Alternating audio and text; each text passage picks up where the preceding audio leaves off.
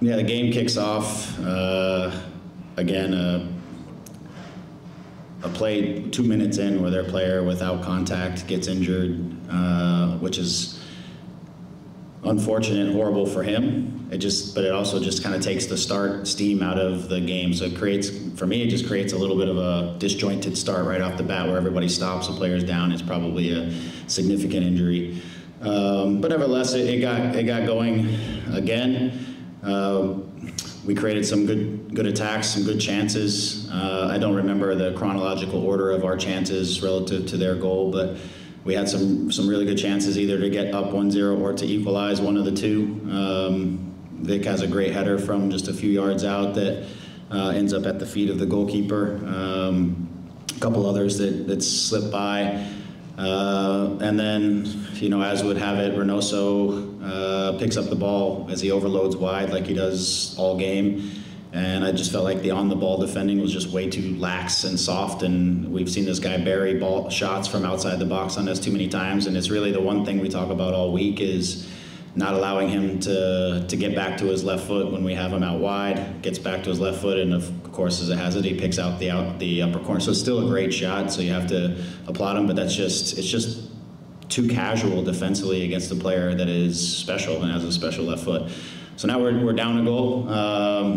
Again, I think after that, we probably create a few more chances to equalize that we don't finish. And then for me, the red card is just diabolical, honestly, for a number of reasons. One is the keeper spills it, our player is running in. Even if there's contact, our player is trying to get out of the way, and he has a goalkeeper diving headfirst at his feet when he's moving at speed. That is not traditional goalkeeping. What is a guy supposed to do when the guy dives headfirst at your feet and you're running at 20 miles an hour? What are you gonna do? You have only so much time, and if they go back to VAR and do it with discretion, not because someone in the league office said we have to red card those situations, which is what I understand, is he has to red card based on what he told me. If he uses discretion as an experienced referee who's been in this league for, 20 years, 18 years, he has to see that there was very little to nothing there, and certainly our player wasn't leaving a foot, and I saw a video from all angles, is certainly trying to get out of the way. There was no intention. And red cards change games. Now you're at 10. I felt like we didn't manage the situation great, maybe a little shocked. I didn't even know, I was so shocked that he was walking off the field. I didn't even think he was gonna get a yellow card because it was not even that to me. So I don't know, maybe the player's a little shocked. After that, we don't manage some situations in terms of defensively. We let them get from one side to the next, and we get ourselves a little bit stretched out. They whip balls back across. We just don't defend well, and that's the second part of the first half, and we find ourselves down 3. We come in at halftime, sort of reorganize our defensive responsibilities, if you will. Talk about how we can try to initiate and get some pressure on the ball, to try to not be in a defensive block the whole time. And the guys were fantastic. I thought, as I said to them, since coming back on the break, that second half was everything that we grew to expect from ourselves when we went into the break.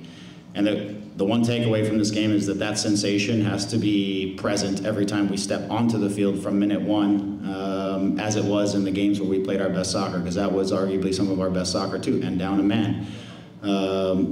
But it starts by the energy, the effort, the intention, the speed at which guys were going to close the ball down and close players down.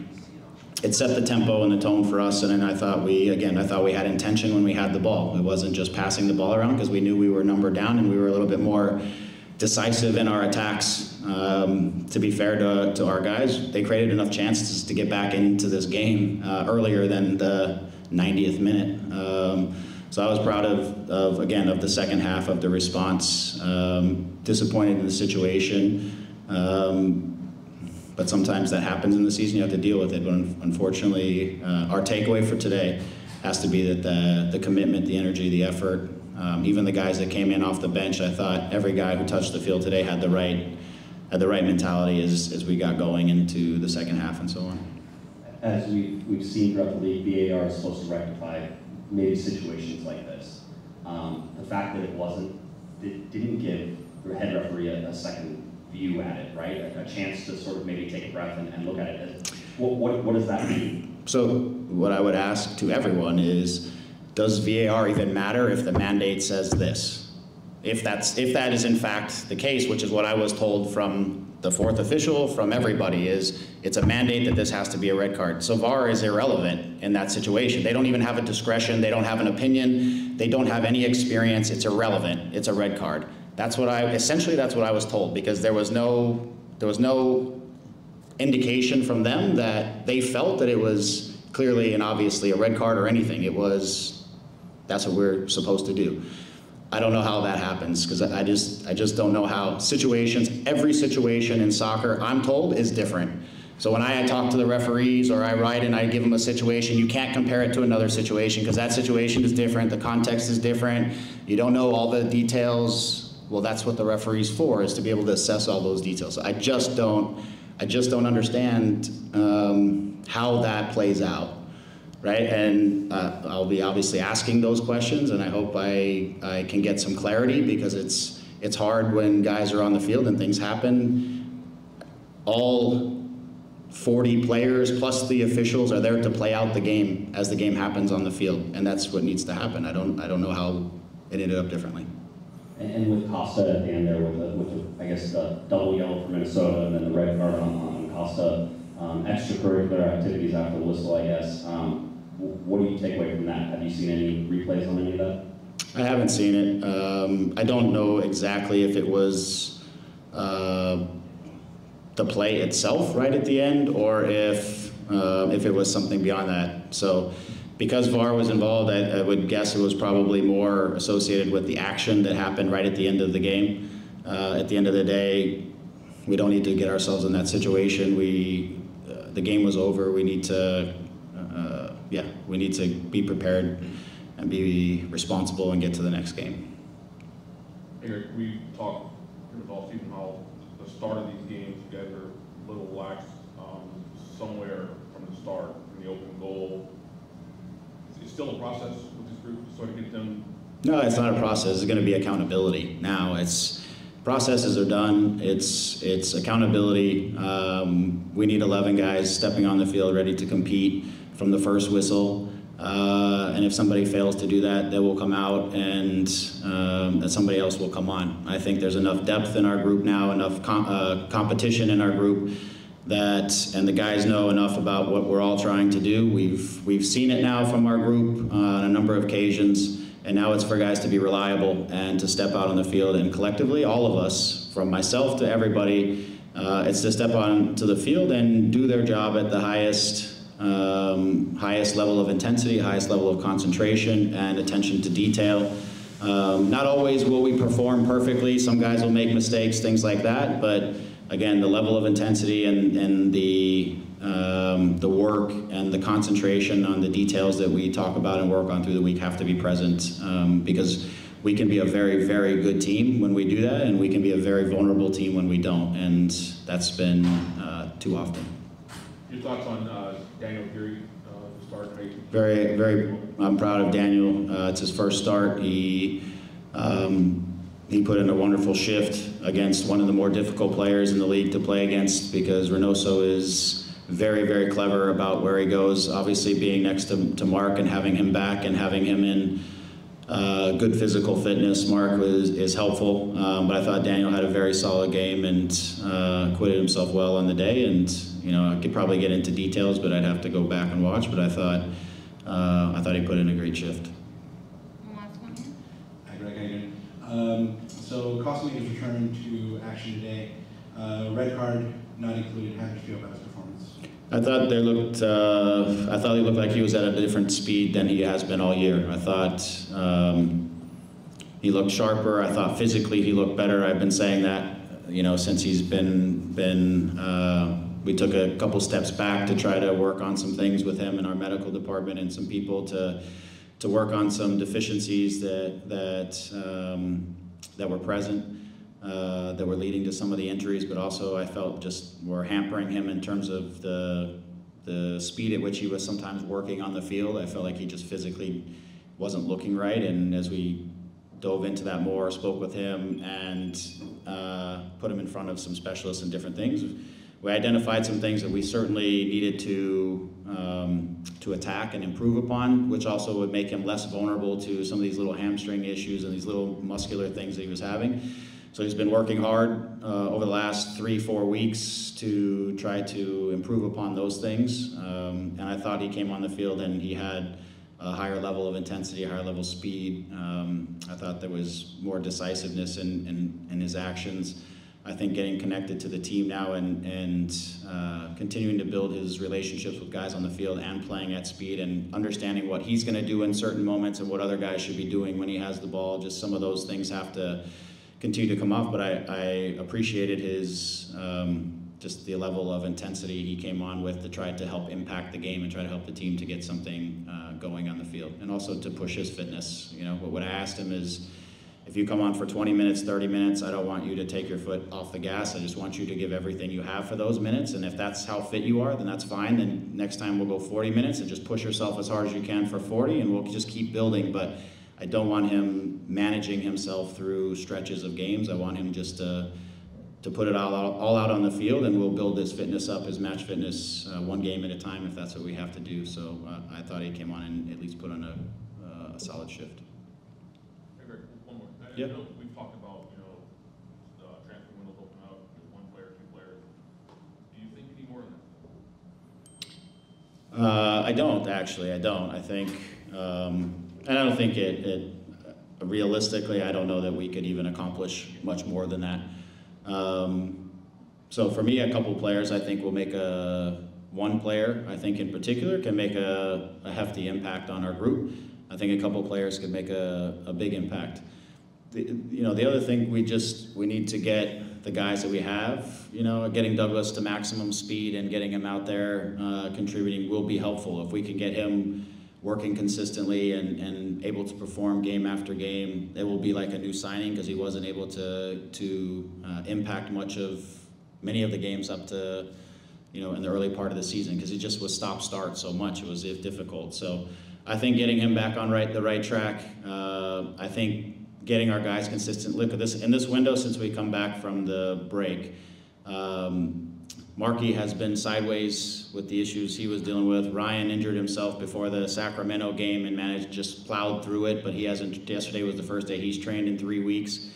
So we need to get our group healthy, back together, and like I said, we saw the rhythm that I think we built in the tail end of the last stretch and into this stretch. And once everybody's ready, there's going to be real competition to see who's going to be on the field and out there playing. And then hopefully we can be consistent with that. So I think a couple additions 1 to 2 additions will help this group, and then getting everybody physically back to the form that they need to be in will help this group. Thanks, guys. Yes, I've seen it back as well on the replays, and Kevin's clearly trying to jump out of the challenge. We all know what Kevin is like as a player, and he's not the type to leave anything in there. So it's like the contact is so minimal. Personally, whenever that happens to me, I expect some sort of contact somewhere, and usually when that happens, I probably don't react even that much, and we just carry on in the game. The goalkeeper, obviously, I don't know if it hurt him or not, but it just kind of creates a little bit of a decision to make in the referee's mind, and to be honest, I think that should get overturned. I'm sure the club will look at it and the referees will look at it, but he's clearly trying to jump out the way. And the ref also said something about any contact on the goalkeeper is a red card, which, again, I'm a goalkeeper, so I should know that before the start of the season, and I never heard that, and none of us heard that. That was not communicated to us as a rule for the start of this season. And have you ever experienced that so far leading up to this game, where you've had contact? I've had loads of contact. Yeah, I've had loads of contact in those situations. The ref says, "Are you okay? Do you need physio?" I'm like, yes or no, and then we just carry on. It's really a baffling decision. And then really from that point on, there were some interesting decisions after that as well. When we look at this game, ultimately this was a game that perhaps gets you guys back on track, right? A Minnesota team that's struggling a little bit coming in, you guys struggling a little bit coming in as well. The red card goes against you guys. You give up 3 goals in the first half. What does that mean for this team now? I think the first half, as much as when we're walking in and everyone's booing and it's a disaster. We're just not good enough, including myself, everyone, to a man, just not good enough. Red card aside, for us to kind of rally and then come out in the second half, win the second half 2-0, actually looked like we could draw the game. Maybe if we'd scored a bit earlier, draw the game, maybe even try and win it. From 3-0 down is something positive that we can take. It's just at the moment we're getting punished, and we had some chances that we didn't convert, could have changed the game. But yeah, we're in a bit of a moment where we need to show some character for sure. You said punished. You also feel a little bit unlucky at this moment? I personally don't. No, I don't feel like we're. I think the red card today was a bit unlucky. That I will say, but I don't think we can just after the last few games just sit and say, we're unlucky. We need to be better. The fans let us know that at the end of the game, but we already knew it. I think how do we change it now? We just look at what ourselves are doing. I'm just going to worry about myself, what I'm doing, how can I be better, and then try and help the team. I just think that we need to. We've got a good thing is we've got another game on Monday, so it could be a quick turnaround, a chance to react, hopefully we can put it right.